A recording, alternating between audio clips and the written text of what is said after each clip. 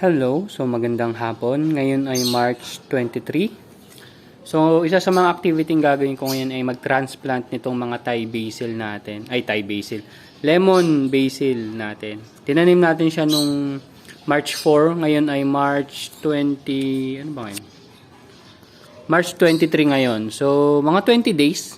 So, 3 weeks old. Sabi mo ng 3 weeks old. From seeds. Yung, kung maaalala nyo yung mga na-harvest nating seeds. Ito na sila ngayon. So, marami pa ako doon.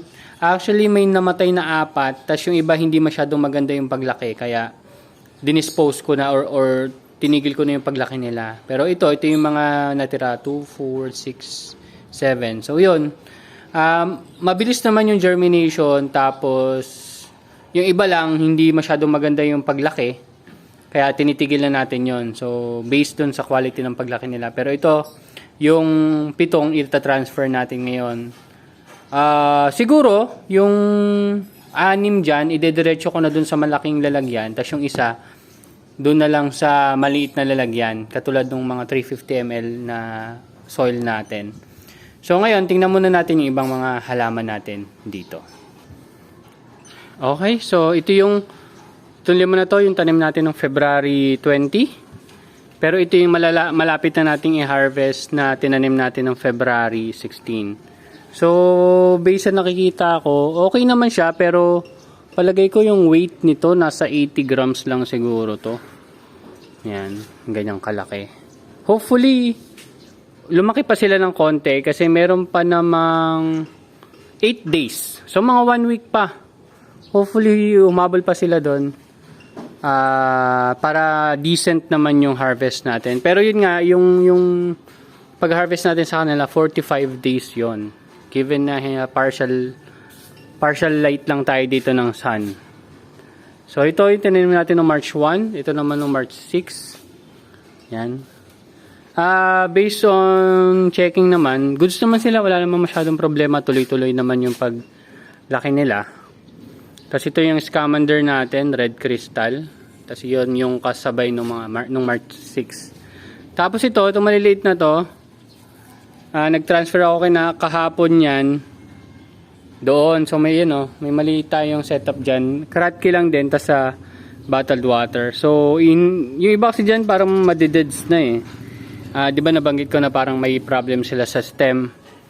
So, yung pinili ko, yung medyo okay na palagay ko magso-survive, nilagay ko dito. Pero yung iba dyan, ito yung part dito, may 2-3 dyan na hindi maganda na rin yung stem. Titingnan ko magso-survive after a week siguro.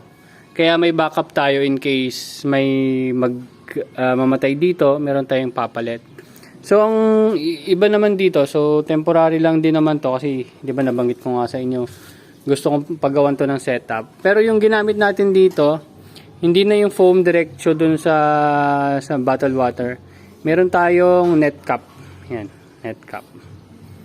So, nakaganyan sila. So, hindi ko naman sila papatlakihin ng sobrang laki na katulad nung 45 days. Siguro mga pagsakto lang yung laki nila. Hindi ko sila balak palakihin ng ganun kalaki katulad ng mga olmete natin. Goods lang para pang harvest, pang dagdag sa greens natin. Ayun. Kasi ito yung Black Simpson nung March 7. So, kung March 7 sila, sabihin mo ng mga 15 days old, ganyan na sila kalaki.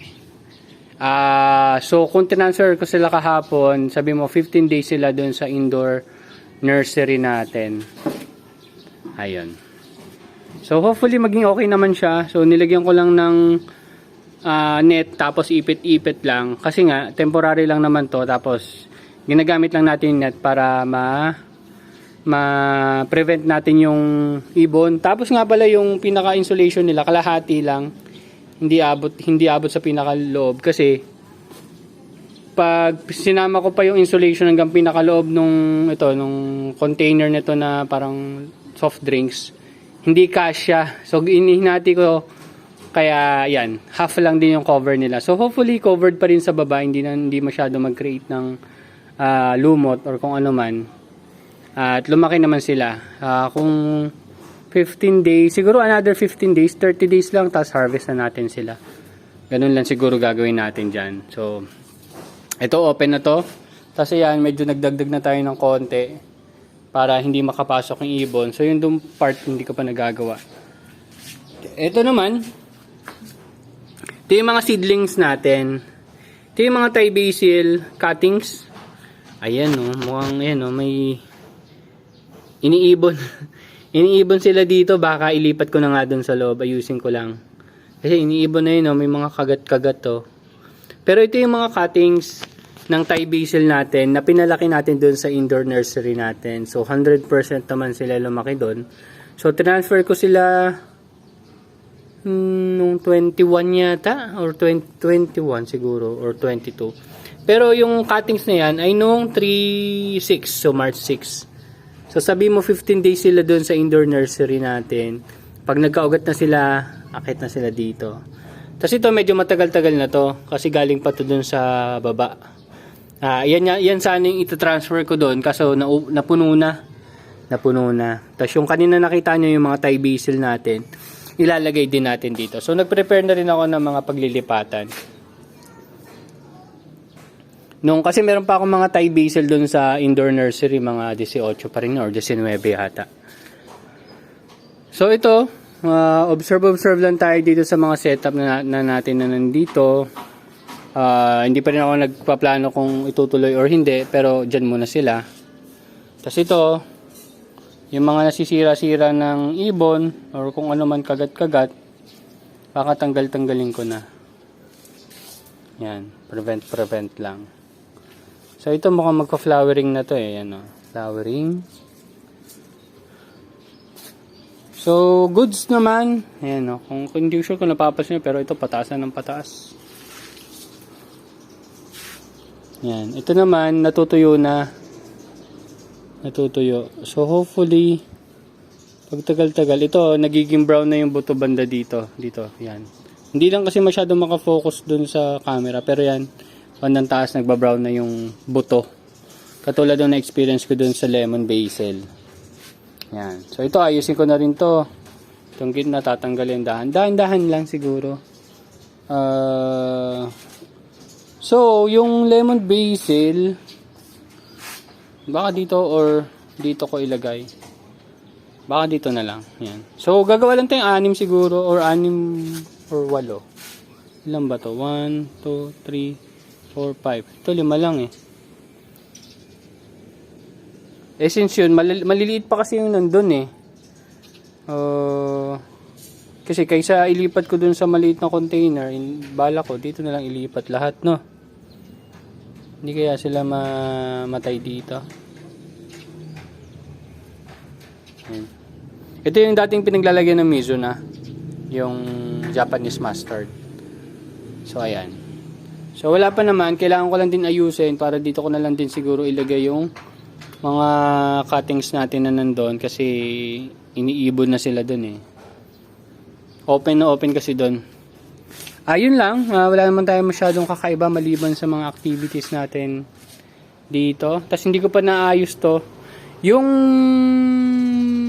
cucumber tsaka cherry tomato, nag-germinate na, nandun na sila sa indoor nursery natin. So, inaalagaan ko lang sila doon.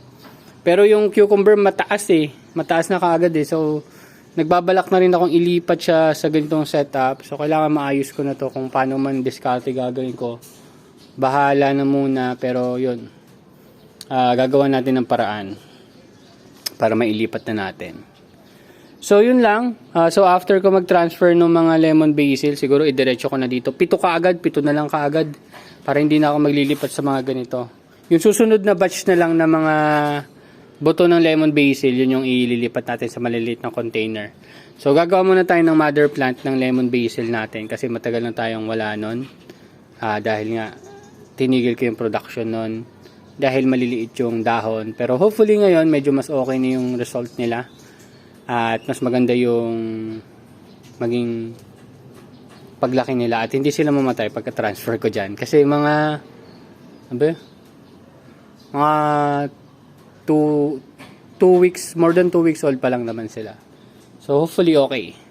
Ayun lang, and update ko na lang kayo sa susunod. Bye-bye.